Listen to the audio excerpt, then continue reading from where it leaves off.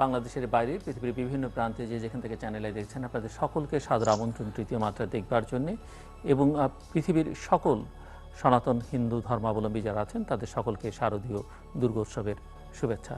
আজ বিজয়া দশমী।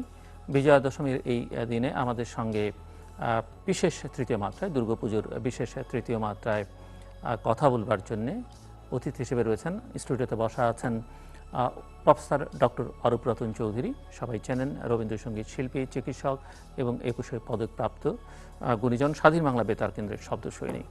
আমাদের সঙ্গে ঢাকার গুলশানের বাসা থেকে যুক্ত হচ্ছেন আরেকজন বিশেষ অতিথি, জাতিসংঘ উন্নয়ন কর্মসূচির অর্থাৎ ইউএনডিপির বাংলাদেশে আবাসিক প্রতিনিধি সুদীপ্ত মুখার্জি। আমাদের সঙ্গে নেত্রকোনার বাড়ি থেকে যুক্ত হচ্ছেন বাংলাদেশ আওয়ামী লীগ দলীয় সাবেক সংসদ সদস্য এবং বাংলাদেশ যুব মহিলা লীগের সাধারণ সম্পাদিকা অধ্যাপিকা অপু উকিল। স্বাগত আপনাদের তিনজনকে তৃতীয় মাত্রা এবং আপনাদের তিনজনকেই দুর্গাপুজোর শুভেচ্ছা। অধ্যাপক ডক্টর অরূপ রতন চৌধুরী, আপনি আপনার শুভেচ্ছা দর্শকদের জানাবেন এবং আমি চাইব যে আপনি শুভেচ্ছা জানাবার সময় শুরুতে একটি গানের মাধ্যমেও শুভেচ্ছা জানাবেন বা যেভাবে আপনি জানাবেন। হ্যাঁ, ধন্যবাদ। আজকে পুজোর গান। প্রথমে আমি শারদীয় শুভেচ্ছা জানাচ্ছি আপনাকে এবং আপনার মাধ্যমে অগণিত দর্শক যারা দেখছেন চ্যানেলে সকলকে শারদীয় শুভেচ্ছা। আপনি জানেন যে আমার গত বছর একটি মা দুর্গা দেবীর উপর একটা অ্যালবাম বেরিয়েছিল 5টি গান নিয়ে, তার থেকে একটি গান দিয়ে শুরু করি। দশভুজা মা এসেছে, এসো জগৎবাসী, মা দুর্গা দেবী এলো সবার মুখে হাসি। দশভুজা মা এসেছে, এসো জগৎবাসী, মা দুর্গা দেবী এলো সবার মুখে হাসি। আনন্দিনী চিন্ময়ী মঙ্গল মায়ানে, আনন্দ আজ সবার মনে মায়ের আগমনে। ঘরে ঘরে নতুন সাজে হাসি রাশি রাশি, মা দুর্গা দেবী এলো সবার মুখে হাসি।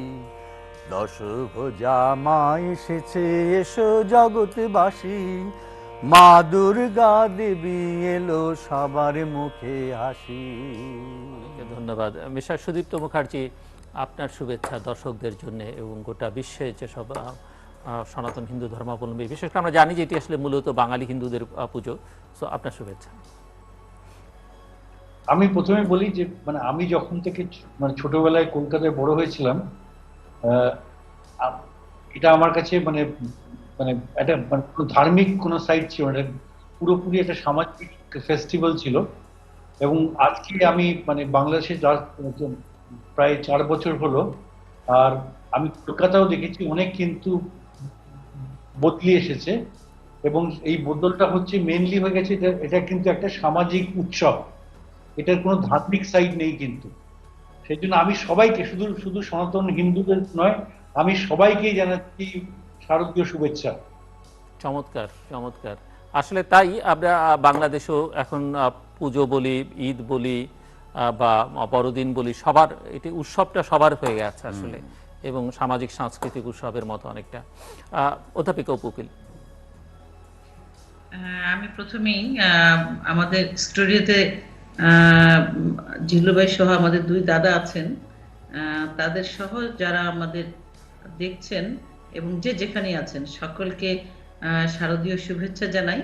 পাশাপাশি সুদীপ্ত দার কথা রেশ ধরেই বলছি যে বাঙালি হিন্দুদের যে সার্বজনীন দুর্গাপুজো, এটি কিন্তু তার গণ্ডি পেরিয়ে আজ জাতীয় উৎসবে পরিণত হয়েছে। এটি আর কোনো বিশেষ কোনো ধর্মের মধ্যে সীমাবদ্ধ নয়, এটি বাঙালির হিন্দুদের দুর্গাপূজা হিসেবে আর কখনো কোথাও পরিচিত নয়। এটি ভারত বাংলাদেশ ছাড়িয়ে বিশ্বের বিভিন্ন জায়গায় এই পূজা হচ্ছে এবং এটি সার্বজনীন রূপে হচ্ছে। সবাইকে আবারও পুজোর শুভেচ্ছা জানাই। সর্বজনীন মানে সকলের পুজো, তাই তো? ঠিক তাই, একার কোনো পূজা না, এই পূজাটা সবার। মিস্টার সুদীপ্ত মুখার্জি, আপনার কাছ থেকে একটু আমি শুনতে চাইবো যে কলকাতার পুজো এবং ঢাকায় আপনি গত 4 বছর ধরে আছেন, এবছর অবশ্য আমরা জানি যে খুব সীমিত আকারে পুজোর আয়োজন, সরকারি নানা কোভিড-19-এর কারণে নানা সীমাবদ্ধতা বা নানা আদেশ রয়েছে, যেগুলো বিধিনিষেধ আছে, যার কারণে পুরোপুরি সেটা করা যাচ্ছে না। যদি আমরা জানি যে ঢাকার বাইরে, সেটা আমরা অধ্যাপিকা উপকূলের কাছ থেকে শুনবো, ঢাকার বাইরে আসলে অনেকেই বিধিনিষেধ মানছেন না, কারণ উৎসব তো বছরে একবার।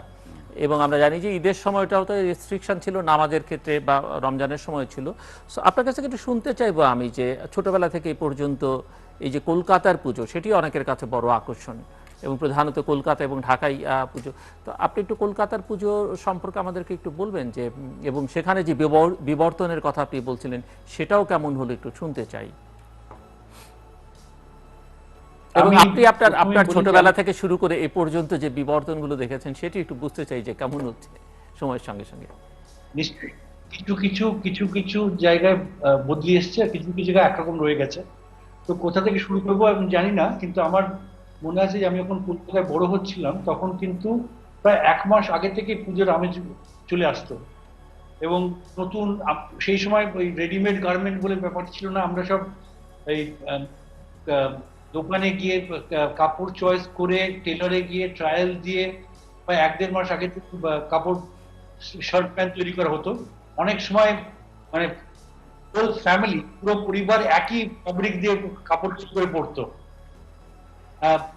আমি আমার এখন মনে আছে যে আমি যখন বড় হতাম, তখন সেই সময় তখন বেল বটমস এর একটা ফ্যাশন ছিল, যে ওই বেল বটমে কত ফ্লেয়ার হবে, 24 হবে না 40 হবে, এই নিয়ে মা বাবার সঙ্গে রেগুলার আমার মানে ডিবেট এন্ড আর্গুমেন্ট চলতো।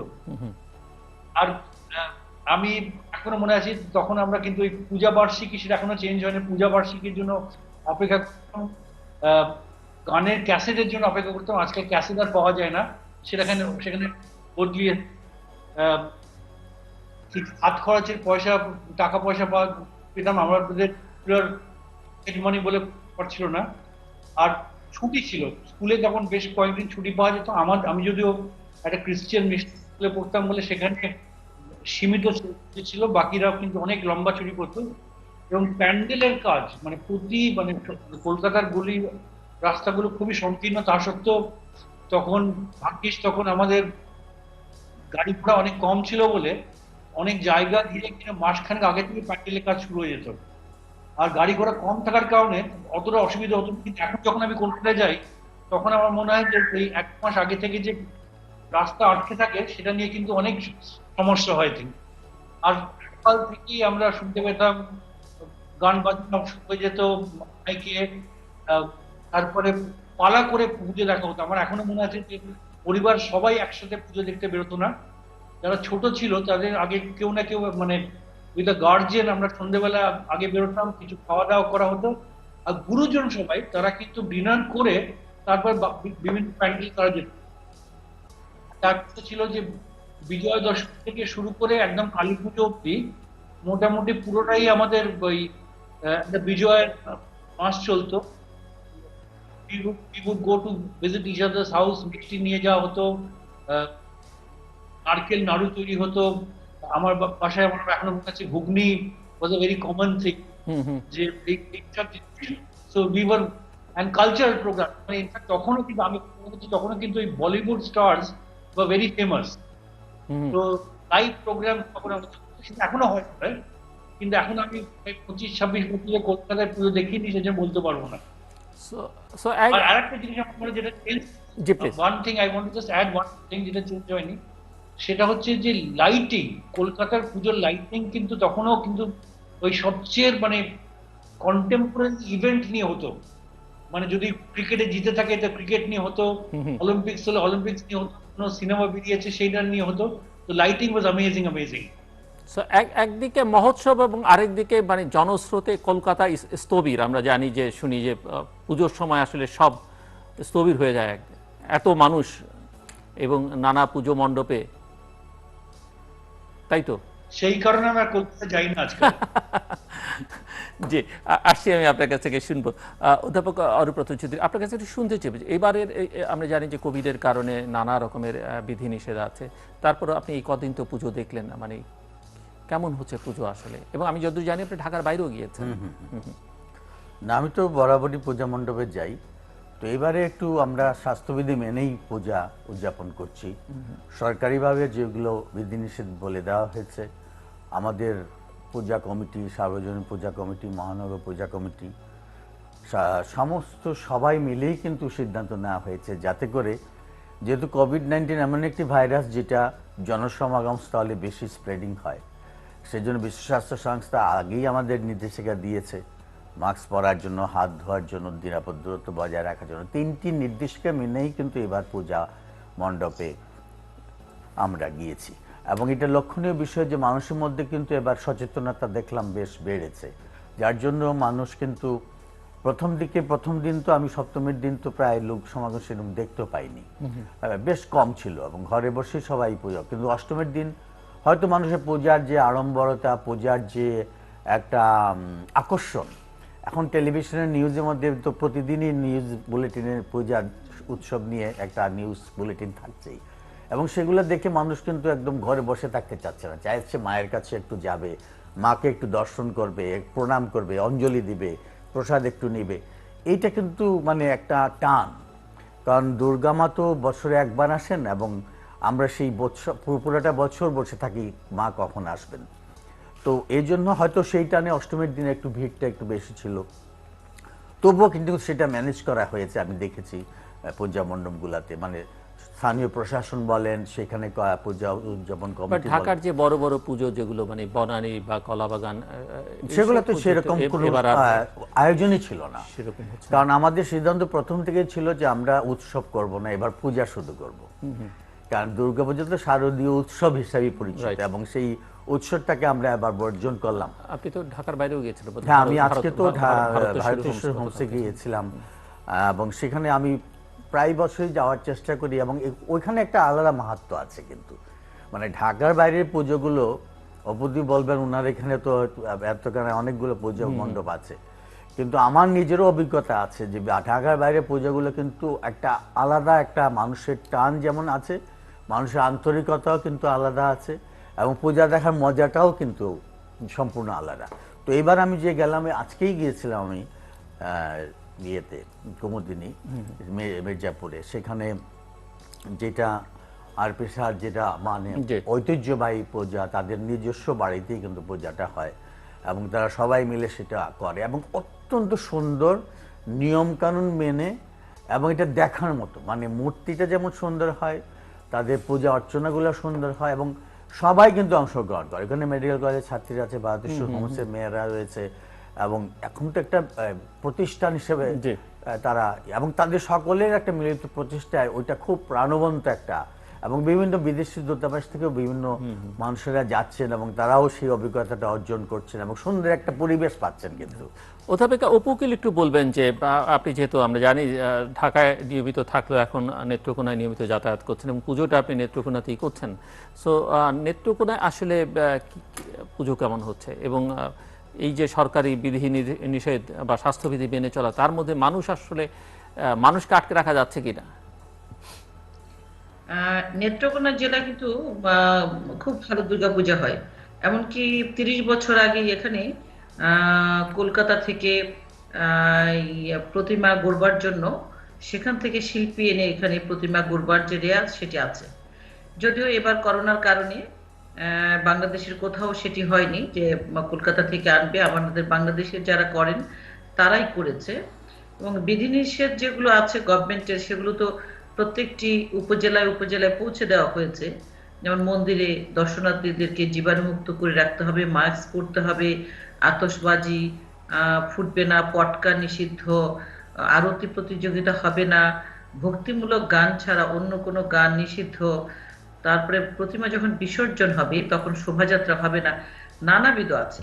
কিন্তু গ্রামের চিত্রটা সেটি কিন্তু ভিন্ন। বিশেষ করে নেত্রকোনায় আমাদের দুটি উপজেলাতে প্রায় সবগুলো মন্দিরই যা নিজে সশরীর উপস্থিত হয়ে সেখানে পূজা মন্দিরে প্রণাম করবার, মাকে প্রণাম করবার জন্য আমরা চেষ্টা করেছি। তো কোথাও কিন্তু এই সরকারি যে নিয়ম নীতিগুলো সেগুলো পরিলক্ষিত হচ্ছে না। এর মূল কারণটি হচ্ছে যে এই উপজেলা হেডকোয়ার্টার থেকে একেবারে গ্রাম পর্যন্ত কোথাও করোনার যে ভয় বা কোভিডের যে হতে পারে এই ভীতি, এটি আর কারোর মধ্যে নাই। এবং আরেকটি শুভ লক্ষণ হচ্ছে কোথাও যে কোভিডে আক্রান্ত হচ্ছে কেউ, সেটির খবরও কিন্তু কোথাও নেই। যে কারণে কেউ নির্ভয়ে যখন চলাচল করছে, তখন আমি যে মাস্ক পরে সরকারি মানে নিয়মটা পালন করব, তখন আমার নিজেরও সংকোচ বোধ হচ্ছে যে কেউ মাস্ক নেই মুখে, আমি পরে আছি, তার আমি কি মৃত্যুকে ভয় পাচ্ছি, এইরকম বিষয়গুলো চলে আসছে। আর এখানে যথারীতি যারা দর্শনার্থী তারা পূজা দেখছেন, আনন্দ উৎসব করছেন। তবে এই প্রশাসন, স্থানীয় প্রশাসন যখন লাইটিংটা করে, কিংবা বিভিন্ন ধরনের মাইক, আগে যে মাইক বাজতো, বিভিন্ন ধরনের কালচারাল প্রোগ্রাম হতো, সেগুলো সীমাবদ্ধ করে দিয়েছে। লাইটিং টাইটিং খুব বেশি হয়নি, কিন্তু মানুষের আনন্দ উচ্ছ্বাস সেটি কিন্তু বাধাগ্রস্ত করতে পারেনি। আমি ষষ্ঠী পূজার দিন ঢাকেশ্বরী মন্দিরে ছিলাম, সেখানেও আমি দেখেছি লাইটিং টাইটিং নাই, কিন্তু ওই ষষ্ঠী পূজার দিন সেখানেও শত শত মানুষ সন্ধ্যার সময় চলে এসছে ঢাকেশ্বরী মন্দিরে। অর্থাৎ মা, এবং কিন্তু হচ্ছে সমগ্র বাংলাদেশে। তো এই কারণে বলবো যে পূজার আনন্দের ঘাটতি নেই, কোভিডকে পরাজিত করে মানুষের আনন্দ উচ্ছ্বাস চলছে। তবে আরেকটি বিষয় দর্শনার্থীরা যেটি বলছেন সেটি হচ্ছে যে এবার মা দুর্গা, তিনি যেহেতু দোলায় আসছেন, এটি একটু অমঙ্গল বার্তা। মানে মা দুর্গা দোলায় চড়ে যখন আসেন, আপনারা জানেন যে ভগবত পুরাণ অনুযায়ী মা দুর্গার যাতায়াতের মানে শুভাগমনে এবং আগমনে তার বিভিন্ন যানবাহন রয়েছে। তো সেই যানবাহনের মধ্যে তিনি যে যানবাহনে করে আসেন বা যান, তার মধ্য দিয়ে ভবিষ্যতের ইঙ্গিত বহন করে কি হয়। এবার যে তিনি দোলায় আসছেন, এটি একটি শুভ সংকেত নয়, অশুভ। কারণ হচ্ছে এর মধ্য দিয়ে বোঝা যায় যে মর্তলোকে, আমাদের এই পৃথিবীতে মরক হবে, মহামারী হবে, প্রাকৃতিক দুর্যোগ হবে, যুদ্ধ হবে, এবং অনেক মানুষের মৃত্যু পর্যন্ত হবে, এইরকম একটি ইঙ্গিত প্রদান করে। কিন্তু যখন মা চলে যাবেন, মানে গমন করবেন, তখন তিনি যাবেন গজে, মানে হাতিতে।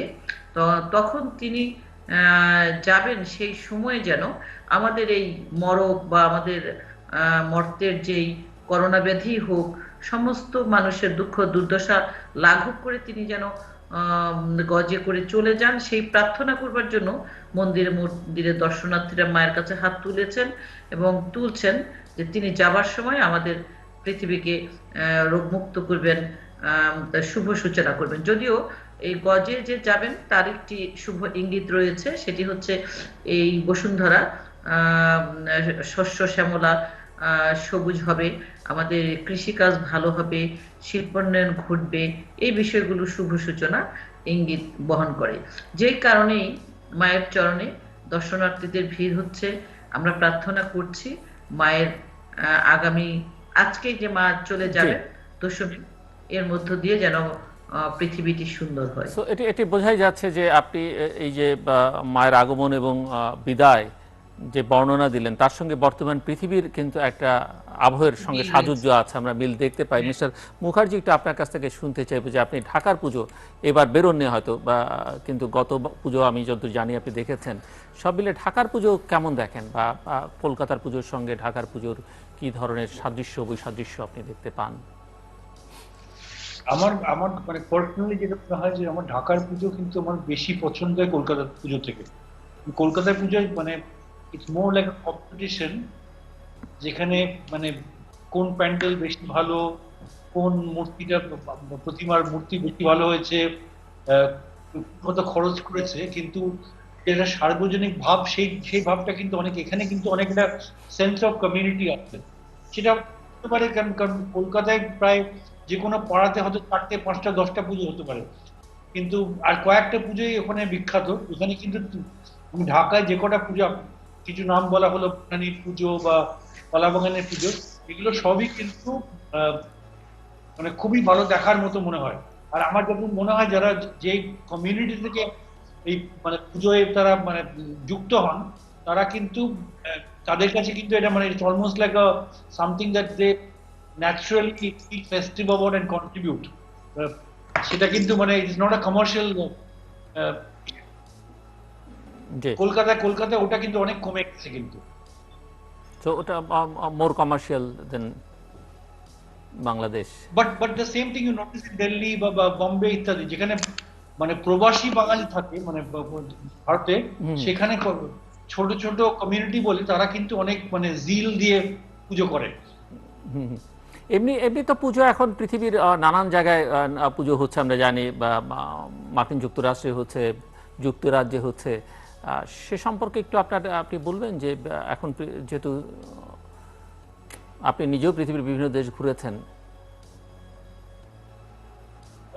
এক তো হচ্ছে যেটা অপু বললেন যে আগে আমার মনে হচ্ছে যে সে বম্বেতে পুজো হোক, দিল্লিতে পুজো হোক, লন্ডনে পুজো হোক, এগুলো কিন্তু অনেক পুরোহিত পুজোর যারা মানে অ্যাক্টিভ রোল প্লে করবে তারা কিন্তু ভারত থেকে বা বাংলাদেশ থেকে অ্যাকচুয়ালি নিজেরাই যেত। সেটা বছর হয়তো কোথাও হতে পারেছে, কেউ হতে পারেনি, আমি জানি না। আর আবার American Puja was very interesting. আমার এখনো মনে আছে যে ওখানে কিন্তু পুজোটা কিন্তু রেগুলার এই 5 দিন আমরা যেমন একটার পর এক যেরকম পুজো হয় সেরকম পুজো হয় না। আমরা অনেক জায়গায় দেখেছি যে এভরি স্যাটারডে বা এভরি সানডে, এভরি উইকেন্ড দে ফলো ওয়ান। কোন সানডে ষষ্ঠী হলো, পরের সানডেতে সপ্তমী হলো, বিভিন্ন দিনে যাদের লোকেরা জয়েন করতে পারে সেভাবে পুজো করা হয়, অনেক দিন ধরে চলে। and obviously there's a much greater sense of আর ভালো ভালো আর্টিস্ট নিয়ে আসা হয়, অনেক ইন্ডিয়ান বাংলাদেশি আর্টিস্ট যান। আমি এখনো মানে ইন্ডিয়ান মানে কলকাতার পুজোর বোধহয় বাংলাদেশ থেকে অনেক আর্টিস্ট যায়, সেটা বোধহয় এবছর আর কেউ যেতে পারেনি। জি। গত বছর কিন্তু আমিও আমেরিকাতে নিউ ইয়র্কে দুর্গাপূজার অনুষ্ঠানে ছিলাম এবং আমারও যেটা বললেন ওনার সঙ্গে একমত। এবং ওইখানে পূজাটা কিন্তু আরেকটা আমেজের, এবং সেই পূজাটা আবার তাদের উইকেন্ডের উপর নির্ভর করে। যেটি সুদীপ্ত মুখার্জি বলছিলেন যে তারা তো আর কাজ ফেলে আসতে পারে না, সেইভাবে তার জন্য স্যাটারডে বা সানডেতে এক এক। এবং সাংস্কৃতিক অনুষ্ঠানগুলো খুব সুন্দরভাবে তারা করে। এবং আমাদের দেশ থেকে যেমন আমরা যাই, আবার ভারত থেকেও শিল্পীরা তারা নিয়ে আসে এবং বেশ মানে জাঁকজমকপূর্ণভাবে। এবং সেখানে কিন্তু ওইখানে একটু ধর্মবর্ণ নির্বিশেষে সকল ধর্মের লোকেরা আসে এবং এটা একটা বেশ মিলন মেলার মতো হয়ে যায়। একটু আমি আপনার কাছ থেকে শুনতে চাইবো যে হিন্দু ধর্মাবলম্বীদের মধ্যে একটা অংশ পুজো করে, সবাই কিন্তু পুজো করে না, বা অন্য ফরম্যাটে করে বা অন্য ফর্মে করে। সো মানে এটি কেন বা কিভাবে যাত্রা, একটু শুনতে চাই আপনার কাছ থেকে। এটা তো অ্যাকচুয়ালি আমাদের বাঙালিদের মধ্যে কিন্তু দুর্গাপূজাটার ঐতিহ্য আলাদা। এবং ওইখানে যেখানে ভারতের যেটা দেখা যায় যে ওখানে বম্বেতে হয়তো বা দিল্লিতে হয়তো দুর্গাপূজাটা সেরকমভাবে হচ্ছে না, সেখানে হয়তো গণেশ পূজাটা বা কালী পূজাটা ওখানে বেশ মহা উৎসবের মতো হয়। কিন্তু পশ্চিমবঙ্গ বলেন, বাংলাদেশ বলেন, আমাদের বাঙালিরা কিন্তু দুর্গাপূজাই আমরা চিরাচরিত এবং সনাতনভাবে আমরা দুর্গা মাকে নিবেদন করি এবং আমরা এইখানে পূজা নিবেদন করি এবং আমরা অঞ্জলি দেই, যাই কিছু করি দুর্গা মায়ের কাছে। কিন্তু আমরা বাঙালিরা বেশিরভাগ ক্ষেত্রে সার্বজনীন দুর্গোৎসব আমাদের সেই প্রাচীনকাল থেকে চলে আসছে, শারদীয় দুর্গোৎসব। এবং যেই জন্য আমরা বলি যে এটা মানে উৎসব, মানে শারদীয় উৎসব, মানে এটা একটা সবাইকে নিয়ে আমরা উৎসব করি। আর এই যে মাকে যে সাজানো হয় নানান রূপে, তো এবং তার যে 10 হাত, একটু এক্সপ্লেইন করবেন আপনি, হয়তো অনেকেই বোঝে না, বুঝতে। অ্যাকচুয়ালি মা হচ্ছেন মানে এটা হচ্ছে আমরা বলি যে দশভুজা। এবং দশভুজা মা হচ্ছে আমাদের বিপদনাশিনী এমন শক্তি। আমরা বলি যে যা দেবী সর্বভূত শক্তিরূপেণ সংস্থিতা, শান্তিরূপেণ সংস্থিতা, বিদ্যারূপেণ সংস্থিতা, মাতৃরূপেণ সংস্থিতা। এবং এই যে মায়ের যে বিভিন্ন রূপ, এবং এই জন্যই আমরা বিভিন্ন সময় এবারে কোভিড-19-এর যে মহামারী সারা বিশ্বে চলছে, এবং মা দুর্গা তো হচ্ছে বিপদ নাশিনী, দুর্গতি নাশিনী। এবং এই যে দুর্গতিটা আসছে সারা বিশ্বে মহামারী, এবং আমাদের মূল প্রার্থনাটা এই পূজা কেন্দ্রে গিয়ে আমরা অঞ্জলি দিচ্ছি, এবং প্রার্থনা কিন্তু একটাই আমাদের এবার। এবং সেই প্রার্থনাটাই হচ্ছে এই কোভিড-19 মহামারী আক্রমণ থেকে যেন বাংলাদেশ সহ সারা বিশ্বের মানুষকে মা মুক্ত করেন। এবং দুর্গতি নাশিনী যেহেতু তিনি অবশ্যই এই দুর্গতিটা, এই কোভিড-19 বা করোনা ভাইরাসকে, এই যে এই অসুরটাই হচ্ছে আমাদের এখন করোনা ভাইরাস, এবং এই দুর্গতি নাশ মাই করতে পারবেন। এবং সেই আশা নিয়েই কিন্তু পূজারী বৃন্দরা সবাই কিন্তু এবার এই কামনা বাক্যে প্রার্থনা একটাই এবার, যে মা যেন এই মহামারী থেকে আমাদের মুক্ত করেন। এবং এই যে সারা বিশ্বে এত মৃত্যু হচ্ছে, এত যন্ত্রণা হচ্ছে প্রতিটি পরিবারে এবং প্রতিটি মানুষের মধ্যে, যে একটা চরম অশান্তি এবং জীবন ব্যবস্থা পরিবর্তন হয়ে যাচ্ছে, এইগুলার থেকে মা যেন আমাদের রক্ষা করেন।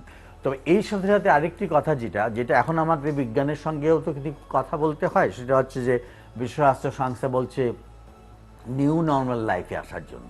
তো নিউ নর্মাল লাইফটা হচ্ছে বিশ্ব স্বাস্থ্য সংস্থা আমাদের মাস্ক পরার জন্য কথা বলে, আমাদের হাত ধোয়ার জন্য বলে এবং দূরত্বের কথা বলে, কিন্তু আরেকটি জিনিস যে বলে সেটা হচ্ছে লাইফস্টাইল মডিফিকেশন, অর্থাৎ জীবন ব্যবস্থা পরিবর্তন। এই শিক্ষাটা কিন্তু করোনা ভাইরাস আমাদের দিয়ে গেল।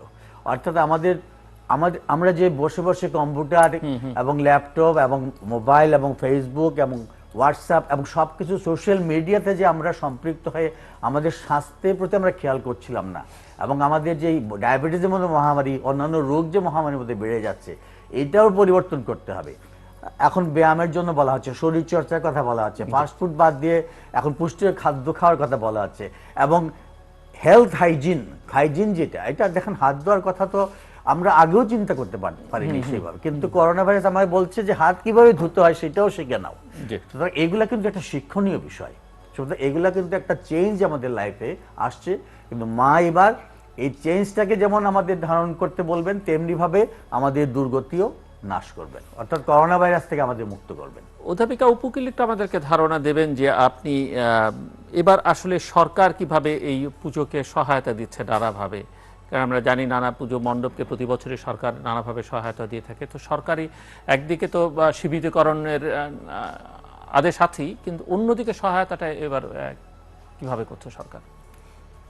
অ্যাকচুয়ালি আওয়ামী লীগ সরকার 2009-এ মাননীয় প্রধানমন্ত্রী দায়িত্ব নেবার পরে কিন্তু এই দুর্গাপূজা প্রতি বছর বাড়তে শুরু করলো। মানে প্রতি বছরই পূজার সংখ্যা বেড়ে গেল। মানে এর প্রথম কারণ হচ্ছে নিরাপত্তা। মানে কোনো একজন গ্রামের তার সামর্থ্য আছে পূজা করবার, বা তার ব্যক্তিগতভাবে পূজাটি করতে চান, কিন্তু নিরাপত্তাটাই যদি না থাকে তাহলে কিন্তু তিনি সেই পূজাটি তার করবার আগ্রহ থাকে না। এবং পাড়ায় মহল্লায় সার্বজনীন পূজা, যেহেতু ক্লাবের ছেলেরা মেয়েরা তারা একত্রিতভাবে চাঁদা তুলে পূজাটি করেন, তো তারা যদি নিরাপত্তা বোধ না করেন তাহলে কিন্তু পূজাটি করেন না। আমি বলবো প্রথমেই যে মূর্তি গড়বার পরে সেই মূর্তি যেন ভেঙে না ফেলে কেউ। এইরকম যদি তাদের মধ্যে একটি ভয় কাজ করে তাহলে কিন্তু মা দুর্গার পূজা করতে কেউ সাহস পায় না বা ইচ্ছা পোষণ করে না। যখনই এই সরকার আসবার পরে যে এই সাম্প্রদায়িক যে সম্প্রীতি, সেই বিষয়টি প্রাধান্য দিয়েছেন। ধর্ম যার যার উৎসব, সবার সব ধর্মাবলম্বীরা তাদের ধর্ম আচার করবে, সেখানে কেউ যেন বাধাগ্রস্ত না করতে পারে, সেই বিষয়টিকে মাথায় রেখেই যখন নিরাপত্তার ব্যবস্থাটি করেছে, তখনই পূজা মণ্ডপের সংখ্যা বৃদ্ধি পেয়েছে। এবং পাশাপাশি পূজা করবার জন্য যে প্রত্যেক বছরেই প্রত্যেক ধর্মীয় জাতীয় উৎসবগুলোতেই সরকারিভাবে বরাদ্দ দেওয়া হয়, সেটি আগে সীমিত ছিল, কিন্তু এই সরকার আসবার পরে সেটির পরিমাণ 3 গুণ বৃদ্ধি পেয়েছে।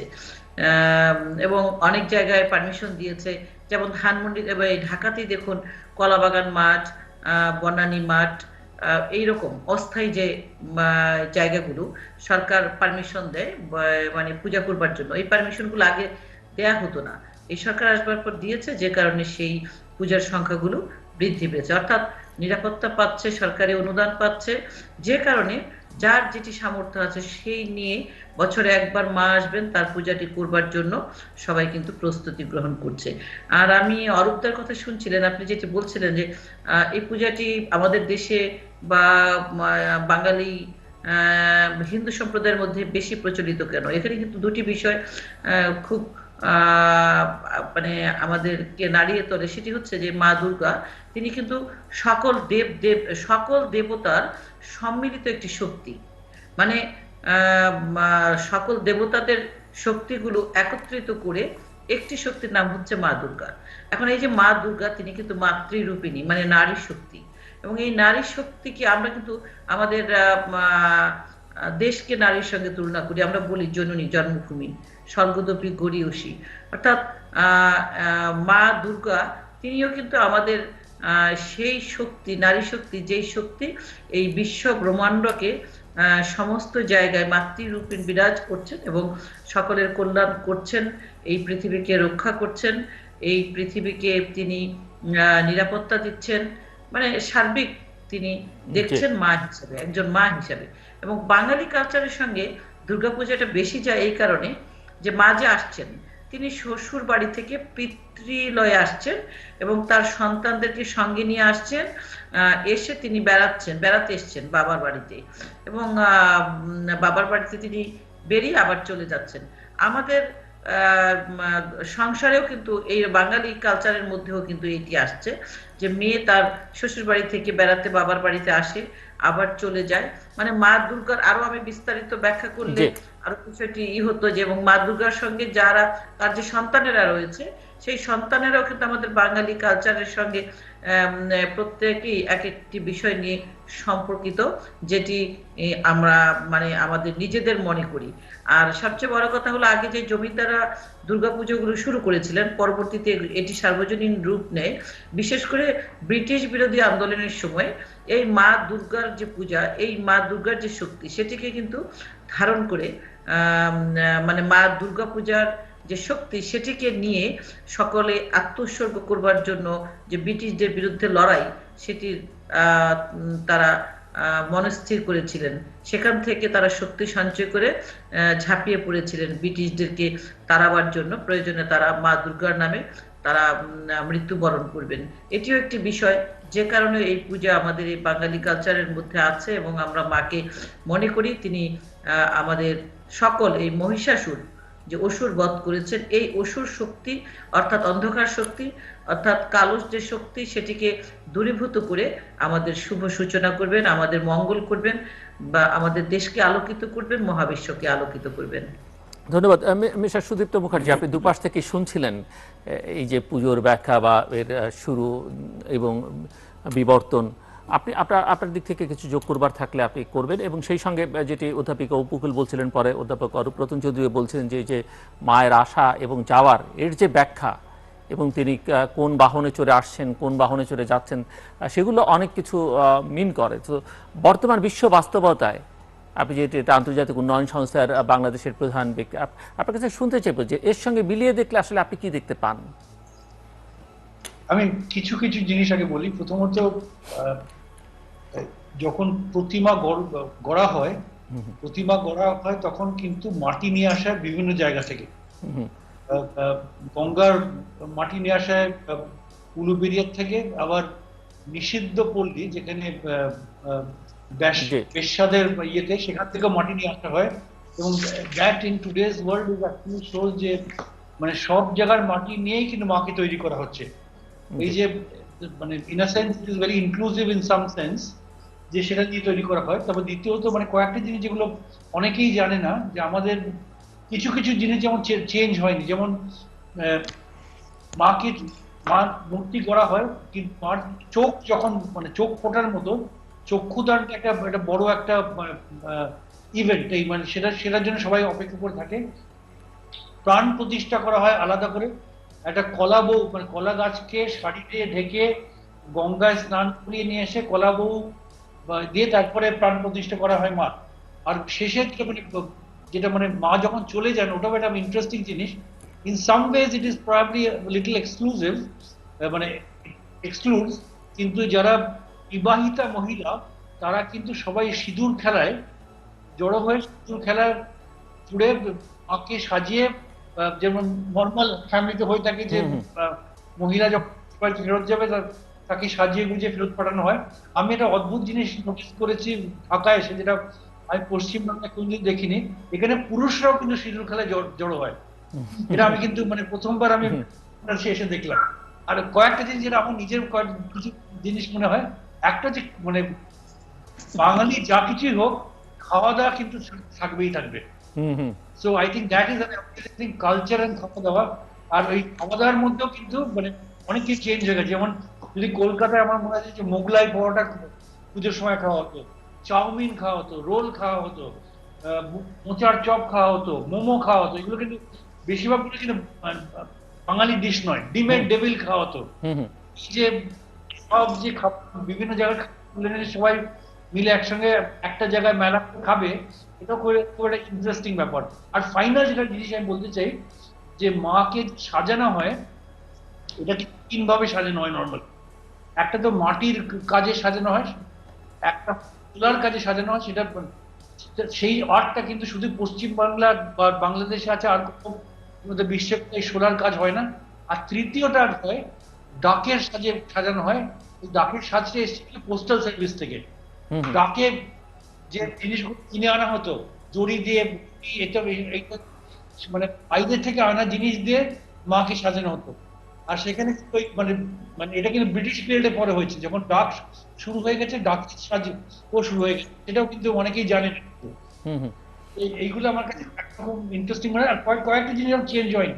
যেমন আমরা যারা ছোটবেলা, আমার মনে আছে যে মহালয়ার দিনে ভোরবেলা আমরা মানে রাত ভাঙতে না ভাঙতে আমরা বীরেন্দ্র কৃষ্ণ ভদ্রর মহালয়া শুনতাম। পরে কিন্তু এটা চেঞ্জ করে একবার উত্তম কুমারকে দিয়ে করানো হলো, কিন্তু সেটা মানে খুব একটা ফেমাস হতে পারিনি। হুম হুম তো কিছু কিছু ব্যাপারে কিন্তু আমরা এখনো খুব ট্র্যাডিশনাল রয়ে গেছি। বীরেন্দ্র কৃষ্ণ কিন্তু এখনো কিন্তু মানে অনেক, তার মারা যাবার অনেকদিন পরেও কিন্তু সে আজকেও বোধহয় সকালে ভোরবেলা মহালয়ার দিন ভোরবেলা সবাই বীরেন্দ্র কৃষ্ণ ভদ্ররই ওই পাঠ শোনে। হুম হুম উত্তম কুমার পাঠ কিন্তু কোনোদিনই ফেমাস হয়ে উঠতে পারেনি। বীরেন্দ্রকৃষ্ণ ভদ্র সেই এই উচ্চারণ এবং তার ভঙ্গি এবং পরিবেশনা আজ পর্যন্ত কেউ বিট করতে পারে আপনি মানে একটু ট্রাই এটা করবেন, অদ্বিতীয়। আপনি একটু ট্রাই করবেন।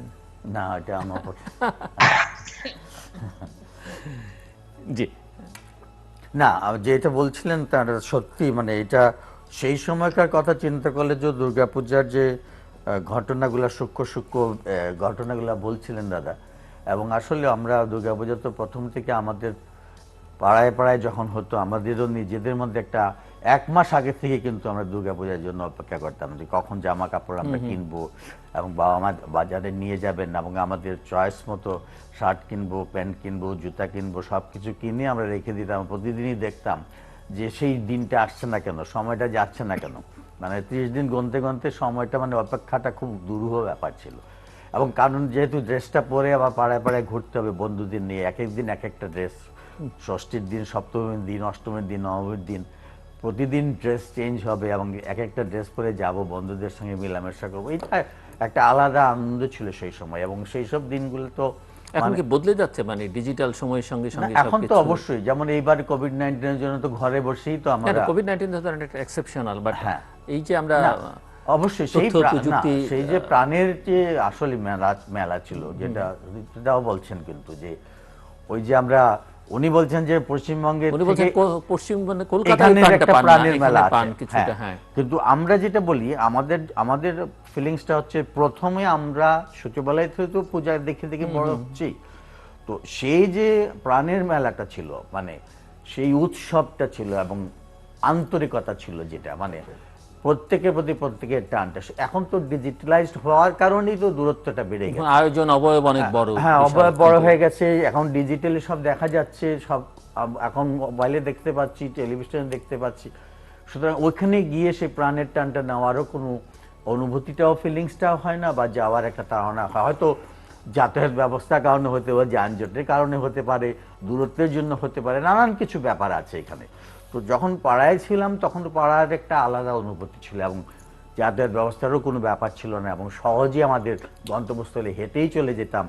সেসব বিষয়গুলো, খাওয়া দাওয়ায় কোনো বিবর্তন দেখতে পান, যেটি মিস্টার মুখার্জি বলছিলেন যে কলকাতায়, হ্যাঁ অবশ্যই খাওয়া দাওয়ার মধ্যে তো অবশ্যই একটা তফাৎ আছে। যেমন তখন তো আমার মা ঘরেই বানাতেন নাড়ু এবং পিঠা, নানা ধরনের সন্দেশ। তখন তো একটা ছাপ করা একটা ইয়ে ছিল, সেই ছাপের সন্দেশগুলা দেখা, এক একটা মাছের ছবি, একটা ফুলের ছবি, ওইসব ছাপ দিয়ে দিয়ে সন্দেশগুলো বানানো, সেগুলো থালার উপর সাজিয়ে পরিবেশন করা, লুচি, ভাজি, তারপরে সবজি, এগুলোর ব্যাপারে খিচুড়ি, এগুলার গন্ধ, স্বাদ, এগুলার তফাৎ অনেক। এখন ধরেন, এখন তো সব আর্টিফিশিয়াল, দোকান থেকে কিনে এনে দিয়ে দিচ্ছি, পরিবেশন করছি, দিচ্ছি। ঘরে ঘরে যে তৈরির যে একটা, আগে একটা মানে দারুণ একটা কম্পিটিশনও ছিল, কার বাসায় কি হচ্ছে, কি তৈরি করছে আজকে, ওই মাসির বাসায় কি হচ্ছে, মায়ের বাসায় কি হচ্ছে, আমার ওই বন্ধুর বাসায় কি হচ্ছে, এগুলো একটা মানে তাড়না ছিল, আলাদা একটা আগ্রহ ছিল এবং ছুটে যেতাম। যদি আমার বাসায় সেটা রান্না না হতো আমি ওই বাসায় যেয়েই খেতাম, বা তারা আসতো আমার বাসায়। এই যে জিনিসগুলো ছিল সেগুলো জিনিস তো আর এখন পাচ্ছি না। অধ্যাপিকা উপকিল একটু বলবেন যে পুজো শহরে এবং গ্রামের মধ্যে কি পার্থক্য এখন, না এই পার্থক্য ঘুচে যাচ্ছে? না, আমি শহরের পুজোতে যেটা সার্বজনীন হোক বা আবার কোনো বড় মন্দিরেই হোক, সেখানে যে রিচুয়াল গুলো সেখানে গ্রামে যেটা করা যায় সেখানে সেভাবে হয় না। পূজাতে সেখানে অনেকটা ফাঁক ফোকর থেকে যায়, মাকে সেইভাবে পরিপূর্ণভাবে হয়তো রিচুয়াল গুলো করা যায় না। এটি বিভিন্ন কারণে, যেমন দুর্গাপূজা একটি বড় পূজা, অনেক কিছু লাগে সেখানে। সেই জিনিসগুলো শহরে পাওয়ার ক্ষেত্রে প্রতিবন্ধকতা আছে, আর্টিফিশিয়ালি করতে হয়, কিন্তু গ্রামে করতে হয়। যেমন গ্রামে, ঢাকা শহরে ফুল কিনতে হলে তো 2 দিন ধরে আসবে ট্রাকে চড়ে ফুলগুলো, সেই বাসে ফুল দিয়ে মায়ের পূজা করতে হচ্ছে। কিন্তু গ্রামে যেটি হয় সেটি আমরা বাড়ি থেকে ফুল তুলছি, সেটি মায়ের চরণে দিচ্ছি। এইরকম বিষয়গুলো, এই যে যেটি পূজার যে খাবারগুলো, পূজার ডিজিটাল হোক আধুনিক হোক, এখানে আমাদের নতুন প্রজন্ম তারা ফাস্টফুড খেতে ভালোবাসুক, কিন্তু পূজার দিনগুলোতে আমি মনে করি এটি কিন্তু যে ভিন্ন খাবারগুলো সেগুলো তারাও এনজয় করে, নিউ জেনারেশনও এনজয় করে, এবং ওই খাবারগুলো ছাড়া তো পূজা হয় না। লুচি, লাবড়া, খিচুড়ি, নাড়ু, সন্দেশ, এগুলো তো পূজারই আইটেম, মায়ের মন্দিরেই ভোগ দিতে হয়। এই ভোগগুলো ছাড়া তো মায়ের পুজোই হবে না, যে এটা করতে হবে। এখন ঢাকা শহরের ক্ষেত্রে সেই দেশি গরুর দুধ, সেই নারকেল, এইগুলো বানানো করা, সেক্ষেত্রে শহর কেন্দ্রিক যেগুলো সে সীমাবদ্ধতা থাকে, সেখানে হয়তো কিনে আনতে হয়। কিন্তু যেটি জেলা পর্যায়ে, উপজেলা পর্যায়ে, সেখানে কিন্তু নিজেরাই করছে এবং বেশ ভালোভাবেই করা হচ্ছে। এটি পাবার ক্ষেত্রে, যেমন 108টি পদ্ম ফুল লাগে মা দুর্গার পুজোতে, অষ্টমীতে। কারণ এই ফুলগুলো সেখানে নিয়ে যাওয়া ঢাকায় বা শহরে, সেগুলো তো সময় সময় সাপেক্ষ ব্যাপার হয়ে যায়। এইরকম কিছু প্রতিবন্ধকতা আছে। যদিও শহর কেন্দ্রিক যে পুজোগুলো সেগুলো জাঁকজমক, সেগুলোর নান্দনিক, মানে দুটি সাইড তো, একটি তো ধর্মীয় সাইড আর একটি একটু সামাজিক সাইড। যেটি সামাজিক সাইডগুলো সেটি শহর কেন্দ্রিক জমজমাট হয়, কিন্তু ধর্মীয় যে বিষয়গুলো সেটা আমি মনে করি যে শহরের বাইরে সেটি পরিপূর্ণ হয়, ভালো হয়। এটি একটি দিক। আরেকটি বিষয় হচ্ছে যে যতই আমরা মডার্ন হই, যতই আমরা যুগের পরিবর্তনের সঙ্গে তাল মিলিয়ে চলি, একটি সময় এসে মনে হয় আমাদের থমকে দাঁড়াই আমরা নিজেরাই, যে আমরা সেই অতীতে ফিরে যেতে চাই, যেখান থেকে শুরু হয়েছিল সেই জায়গাটিতে গেলেই হয়তো আমরা পরিতৃপ্ত হব। এসে নারিকেলের গন্ধটা আমাদের সে অতীতে টেনে নিয়ে যায়, এই বোধটা হয়তো আমাদের সবার মধ্যেই কাজ করে, এবং সেখান থেকে আমরা আবার সেখানে অতীত হাতড়ে আবার সেই জিনিসগুলোকে সামনে এনে দাঁড় করাতে চাই। এই যে একটি বিষয়, এটি কিন্তু আমাদের জন্য একটি ভালো। যে কারণে এটা দেখবেন যে ড্রেস আমরা পরি, সে কবেকার একটি ড্রেস, সেটি চেঞ্জ হয়ে হয়ে আবার এই আধুনিক যুগে এসে ওই ফ্যাশনটি বেরিয়ে গেছে। এটিও আমি মনে করি যে মানুষের রুচি হয়তো চেঞ্জ হয়, আবার সাইকেলের মতো ঘুরতে থাকে আর কি এক জায়গায় গিয়ে। এই বিষয়গুলো, সামগ্রিক বিষয়গুলোই এভাবেই চলছে। তারপরে আমি বলবো যে মা দুর্গার পূজা, দুর্গা মায়ের পূজা, সেটি যতই চেঞ্জ আসুক, যতই পরিবর্তন হোক, বেসিক জায়গাগুলো একই, যে আমরা মায়ের চরণে ভক্তবৃন্দ, যা পূজারী যারা আছে, তাদের যে ইচ্ছা প্রত্যাশা সেটি হচ্ছে মঙ্গল প্রার্থনা। আমার নিজের মঙ্গল, আমার পরিবারের মঙ্গল, সমাজের মঙ্গল, দেশের মঙ্গল, এই মহাবিশ্বের মঙ্গল, সেই মঙ্গল প্রার্থনা করবার জন্য আমরা ব্যতিব্যস্ত হয়ে থাকি। প্রতিটি বছর অপেক্ষার পর মা আসেন এবং আমরা মায়ের কাছে সেই প্রার্থনাটা করি, এবং সেখানে দলমত নির্বিশেষে সবাই সেই মঙ্গলের জন্য আমরা প্রার্থনায় রত হই। সেটি আমাদের মহামারী, দুর্যোগ, এটি তো বাধাগ্রস্ত হয়ে দাঁড়াতে পারে না। সেটি এই কোভিড-19 সময় প্রমাণ করলো যে আমাদের পূজাতে কোনো বিঘ্ন ঘটেনি, আমরা ভালোভাবে পূজা করছি। মিস্টার সুদীপ্ত মুখার্জি, আপনার কাছে কি মনে হয়, এই যে আমরা বলছি যে পৃথিবী এগুচ্ছে তথ্য প্রযুক্তি, ডিজিটাল বাংলাদেশ, এতে করে এই যে সামাজিকতা বা রিচুয়াল যেসব দিক আছে এগুলোতে কি বিবর্তন খুব বেশি হচ্ছে, না ওই যে অধ্যাপক উপকূল যে বলছিলেন যে হয়তো পরিবর্তন হচ্ছে এগুচ্ছে, আবার কিন্তু মূলে আমরা ফেরত যাচ্ছি? বা আপনি তো এটা আন্তর্জাতিক সংস্থায় কাজ করবার জন্য কারণে পৃথিবীর বিভিন্ন প্রান্তে ছিলেন, সো পুজোর সময় আসলে এই যে সংযোগটা পরিবারের সঙ্গে, বন্ধুদের সঙ্গে, ছোটবেলার আত্মীয় স্বজনদের সঙ্গে, সেটা আসলে কিভাবে এই সংযোগটা স্থাপিত হয়, বা এখন কতটা মানুষ বোধ করে, নাকি ওই টেক্সট মেসেজের মধ্যেই সীমাবদ্ধ? ঈদের সময় যেমন আমরা just Eid Mubarak, that's all. আমার মানে এক্স্যাক্টলি মানে ঈদের সময় যেমন টেক্সট মেসেজ, দুর্গাপূজার সময় টেক্সট মেসেজ, যেমন এবছর আমি নিজে কোথাও যাইনি এবং সবাইকে ওই টেক্সট মেসেজ দিয়ে শুভ বিজয় কাল কাল সকাল থেকে শুরু করব। তো আমার মনে হয় কিছু কিছু চেঞ্জেস মানে পার্মানেন্টলি চেঞ্জ হয়ে যাচ্ছে। আমরা এখন অনেক কিছু মানে এই যে টিভিতে দেখা পুজো, আজকাল আমরা অনেকেই চাই না যে ভিড় ভাট্টার মধ্যে দিয়ে হেঁটে গিয়ে পুজো দেখা, বা গাড়ি অনেক দূরে পার্ক করে তারপরে পুজো দেখতে যাবো, আমরা টিভিতে বসে আমরা পুজো দেখে ফেলবো। তো সেইগুলো তো সেই চেঞ্জেস গুলো হচ্ছে। যেমন আগে যেমন এই বললাম যে এই পূজা বার্ষিকী আসতো, আমরা প্রায় 6 মাস ধরে ওয়েট করতাম পূজা বার্ষিকী আসবে, সেগুলো আজকাল ওই যে হার্ড কপি বই পড়ারই তো ইয়ে চলে গেছে, স্টাইল প্র্যাকটিসটাই তো চলে গেছে। কিছু কিছু জিনিস যেমন একদমই বদলে গেছে। আমি যখন ছোটবেলায়, আমার এখনো মনে আছে যে বাটার বড় অ্যাডভার্টাইজমেন্ট হতো, পূজায় চাই নতুন জুতো। আমি সেই জন্য ভাবতাম যে বাটা নিশ্চয়ই ইন্ডিয়ান কোম্পানি, বাঙালি কোম্পানি। পরে জানলাম সেটা বিদেশি। এখন বাটা জুতো আর কেউ পরে না। তো সেই কিছু কিছু জিনিস একদম পার্মানেন্টলি বদলে গেছে। সো বাট একটা জিনিস ঠিকই যে এখনো, আর দুটো দুটো মানে একটা হচ্ছে যে মানে হিন্দুদের এই মানে বাঙালির এই যে পার্টিকুলার পুজো বা হিন্দুদের বেশিরভাগ যে ফেস্টিভ্যাল গুলো, these are related to the harvesting season. যখন ফসল কাটা হয়ে যায়, লোকের হাতে টাইম থাকে, ট্যাকে পয়সা থাকে, তখন ধুম মানে এইসব উৎসবগুলো পালন করা হয়। তো ওই যে সেই ব্যাপারটা তো এখন চলে গেছে, লোকের কাছে কোনো টাইমও নেই। and there is no particular with more and more urbanization, এই যে connection with nature, with harvesting, all that is finishing. এখন যেমন আগে শরৎকালে পূজা আসতো, আজকাল শরৎকালটাই তো নেই, বোঝাই যাচ্ছে না কোনটা শরৎকাল। এক্স্যাক্টলি সবই চেঞ্জ হয়ে যাচ্ছে আজকাল। আগে যেমন আমার এখনো মনে আছে যে শীতকালে কড়াইশুটির কচুরি আর পিঠে হতো, অ্যাটলিস্ট কলকাতা এখন মনে আছে। এখন তো কড়াইশুটি বা মটরশুটি সারা বছরই পাওয়া যায়। মানে শীতকালে যে ফুলকপির খাবো সেই সব আর কিছু নেই। Everything is the same around the year. So there are some things that are changing, which is I don't think is ever going to take us back to the old times. But the thing is that at least reminds us around this time, বলছিলাম যে মানে the fact that people are still coming together, here's an opportunity to learn about each other's religion, and not just religion, about festivities, and coming together as people. That is what the world needs, and I think that is something that we need to encourage more and more and promote more and more.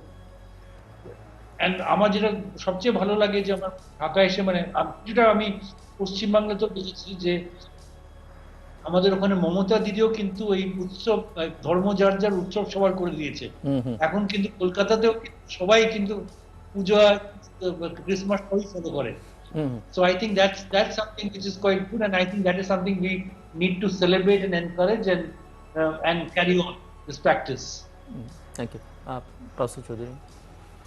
হ্যাঁ, সেটাই আসলে দুর্গাপূজাটা তো ধরনটা তো পাল্টাচ্ছে, আমাদের জীবন ব্যবস্থা পরিবর্তন হচ্ছে, সেই সাথে সাথে মানে আগে যেমন 12 মাসে 13 উৎসব, এখন আর তো প্রতিদিনই উৎসব, প্রতিদিনই উৎসব, কারোর জন্য উৎসব, কারোর জন্য বিশ্ব দিবস প্রতিদিনই থাকে, সেরকম উৎসবগুলো সেরকম হয়ে যাচ্ছে।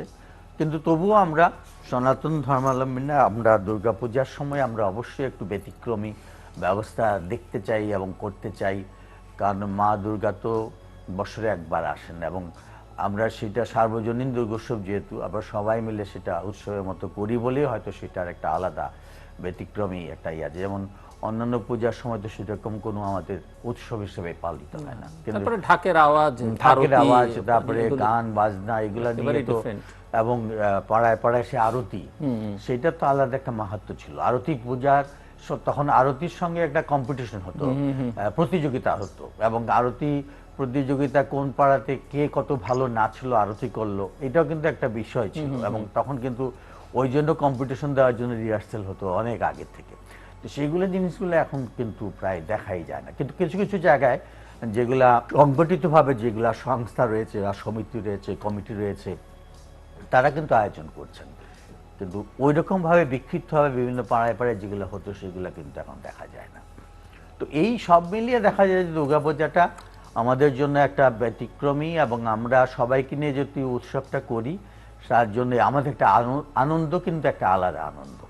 ঈদের যেমন একটা আনন্দ সবাই মিলে করে, তেমনি দুর্গাপূজাটা একটা আনন্দ আমাদের, এবং সেটা আমাদের অব্যাহত থাকবে।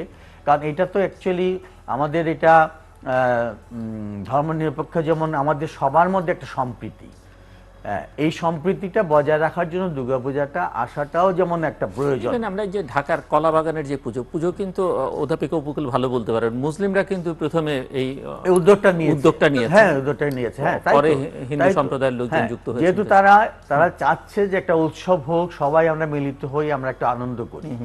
এই যে অনুভূতিগুলা, এই জিনিসগুলোকে অব্যাহত রাখতে হবে। এবং অপুদি এটা ঠিকই বলেছেন, বর্তমান সরকারের সময়ে মাননীয় প্রধানমন্ত্রী কিন্তু এইটাকে উৎসাহিত করার জন্য এখন পূজা মণ্ডপের সংখ্যা আগের থেকে অনেক বেড়ে গেছে। এই যে কোভিড-19 সময়ে কিন্তু কম পূজা হচ্ছে না, মানুষ যদিও যেতে পারছে না, কিন্তু পূজা কিন্তু ছোট আকারে হলেও করছে। এই যে করছে, তাদের যে আগ্রহটা বন্ধ হচ্ছে না কোভিড-19 ভয়ে, সেটাও একটু সীমিত, বাইরে ঢাকার বাইরে তেমন উৎসাহিত করার মতো, প্রশংসা করার মতো। আমরা একটু শেষের দিকে চলে এসেছি। অধ্যাপিকা উপকূল যদি আর কিছু যোগ করবার থাকে বা দর্শকদের উদ্দেশ্যে কিছু বলবার থাকে ছোট্ট করে, জাস্ট 1-1.5 মিনিটে। বলবো যে কালকে আমাদের সিঁদুর খেলা আছে, মা চলে যাবেন, মাকে বিসর্জন দিব। তো সিঁদুর খেলা শুধু আমি নারী পুরুষের মধ্যে ভাগ করতে চাই না, দাদা বলছিলেন, কারণ এটি হচ্ছে আমরা দেখি যে মঙ্গল চিহ্ন, সিঁদুর মানে মঙ্গলের রং, এবং সেটি আমরা সবাই পড়তে চাই, পরাতে চাই, নারী পুরুষ নির্বিশেষে। আর পাশাপাশি এবারের পুজোতে কয়েকটি জিনিস খুব ভালো লেগেছে কোভিডের মধ্যে, সেটি হচ্ছে অনলাইনে পুষ্পাঞ্জলি দেবার যে একটি বিষয় পূজা কমিটি নির্ধারণ করেছিল। অনেক যারা বয়স্ক যেতে পারেন না, তারা ঘরে বসে অনলাইনে অঞ্জলি প্রদান করেছেন। আরেকটি বিষয় সেটিও এসছে, সেটি হলো নাটক, তারপর হচ্ছে গান। এগুলো দুর্গাপূজাকে ঘিরে বাংলাদেশে আগে খুব একটা দেখা যায়নি, কিন্তু এবার দেখলাম বেশ বেরিয়েছে। রেস্টুরেন্টে খেতে গেলেও সেখানে কলকাতাতে যেমন পূজা উপলক্ষে পূজার একটা স্পেশাল মেনু থাকে, এবং সেই মেনুগুলো তারা কেউ রেস্টুরেন্টে গেলে সেগুলো তুলে ধরে। এই রেওয়াজটি ঢাকাতেও আমি দেখলাম, বাংলাদেশেও চলে এসছে, যে পূজা উপলক্ষে, এবং সেখানে সেই লুচি, লাড্ডু, গোলাপজাম, যেগুলো নাড়ু, এই জিনিসগুলো রেস্টুরেন্টে সরবরাহ করছে। তো এই জিনিসগুলো বেশ ভালো লেগেছে। আজকে দশমী বিজয়ার মানে সকলকে শুভেচ্ছা জানাচ্ছি, সবাই ভালো থাকুক এবং সবার জন্য শুভ কামনা করছি। ধন্যবাদ। মিস্টার সুদীপ্ত মুখার্জি। আমিও সবাইকে শুভ বিজয় জানাচ্ছি। এবং যেটা প্রথমে অধ্যাপিকা বললেন যে মা যেহেতু গজে গমন, আমি বিশ্বাস করি যে গজে গমনের কারণে আমাদের সমৃদ্ধি, তারপরে করোনা দূর হবে, ভ্যাকসিন চলে আসবে, ইউএস প্রেসিডেন্সিয়াল ইলেকশনে আমরা নতুন হতে কিছু দেখতে পারবো, এবং I think overall people have peace and prosperity in the world progressively. That's what at least I wish for. Thank you. অধ্যাপক অরূপ রতন চৌধুরী, শেষ করবেন আপনি, এবং শেষটা একটু গানে গানেই করলে। হ্যাঁ, আমিও একইভাবে বলতে চাই। আসলে মায়ের কাছে তো আমরা এবার প্রার্থনা, আপনারাও কণ্ঠ মেলাতে পারেন ওনার সঙ্গে গানে করছি, সেটা হচ্ছে যে আমরা যেন কোভিড-19 থেকে মা আমাদের মুক্ত করেন। মা যখন গমন করবেন, এবং সেটা কোভিড-19কে বিদায় করেই তিনি যাবেন, এবং তার থেকে যেন, এই মহামারী থেকে যেন আমরা সবাই মুক্ত হই, এটাই এবার মায়ের কাছে আমাদের একমাত্র প্রার্থনা। তো আমি যে গানটি দিয়ে শেষ করতে চাই সেটা হচ্ছে যে এই যে মা যে আসলে আদ্যাশক্তি, দুর্গতি নাশিনী, এবং তিনি আসলে অসুর বধ করতেই আসেন, এবং সকল ধরনের অনাচার, অনাসৃষ্টি এবং মহামারী মায়ের দ্বারাই দূর হবে, এইটার উপরেই গানটি। আদ্যাশক্তি শ্রী দুর্গা এলো জগতে আদ্যা শক্তি শ্রী দুর্গা, এলো জগতে অসুর বধিতে বাঁচাতে উৎপীড়িতে। শ্রীচণ্ডী চণ্ডী এলো রে মাতৃরূপে, আদ্যা শক্তি শ্রী দুর্গা এলো জগতে। দুর্গা জননী দাও তুমি শক্তি, শুদ্ধ জ্ঞান দাও, দাও প্রেম ভক্তি, মোদের রক্ষা করো বরা ভয় বর্মে, চিন্ময় জ্যোতি দাও প্রতি অনুতে। শ্রীচণ্ডী চণ্ডী এলো রে মাতৃরূপে, আদ্যা শক্তি শ্রী দুর্গা এলো জগতে। অনেক ধন্যবাদ। অনেক চমৎকার। অধ্যাপক অরূপ রতন চৌধুরী, মিস্টার সুদীপ্ত মুখার্জি, অধ্যাপিকা উকিল, অনেক অনেক ধন্যবাদ এবং শুভ বিজয়ের শুভেচ্ছা আপনাদের তিনজনকেই। দর্শক, আপনাদের সকলকে আমরা সবাই জানি যে আমাদের সাম্প্রদায়িক সম্প্রীতির একটা ঐতিহ্য আছে, মাঝে মধ্যে কিছু ব্যত্যয় বিচ্যুতি আছে, কিন্তু আমরা এই ভূখণ্ডে বিশেষ করে বাঙালিরা হিন্দু, মুসলিম, বৌদ্ধ, খ্রিস্টান সবাই একসঙ্গে পথ চলছি এবং পথ চলতে চাই। এবং এই যে উৎসবগুলো এখন আমাদের সকলেরই ধর্ম, যার যার ধর্মীয় বিশ্বাস, এবং আমরা গত কয়েক বছর ধরেই দেখছি যে আসলে একজনের ধর্মীয় অনুভূতিতে অন্যরা সেই আঘাত করছে না, এবং একই সময় আমরা একাধিক উৎসব, মানে হিন্দু ধর্মের উৎসব, মুসলমানদের উৎসব পাশাপাশি, ঈদ পুজোও পাশাপাশি হয়েছে, এবং এতে কোনো রকমের ব্যত্যয় বিচ্যুত কোনো সংঘাত কখনোই হয়নি। এই ধারাটা আমাদেরকে অব্যাহত রাখতে হবে। আমরা সকলেই যেন প্রথমে মাথায় রাখি আমরা মানুষ, এবং মানুষ হিসেবে আমাদের প্রধান পরিচয়, বাকি পরিচয়গুলো অনেক পরের। শুধুমাত্র হিন্দু ধর্মাবলম্বী, সনাতন হিন্দু ধর্মাবলম্বীদের নয়, শুধুমাত্র বাঙালি হিন্দুদের জন্য নয়, পৃথিবীর সকল প্রান্তে সকলকে, যারা টেলিভিশন সেটের সামনে বসে আছেন তাদের সকলকে শুভ বিজয়ের শুভেচ্ছা, শারদীয় দুর্গোৎসবের শুভেচ্ছা। দর্শক, আমাদের সঙ্গে থাকবার জন্য অসংখ্য ধন্যবাদ। আপনাদের সবার জন্য শুভকামনা।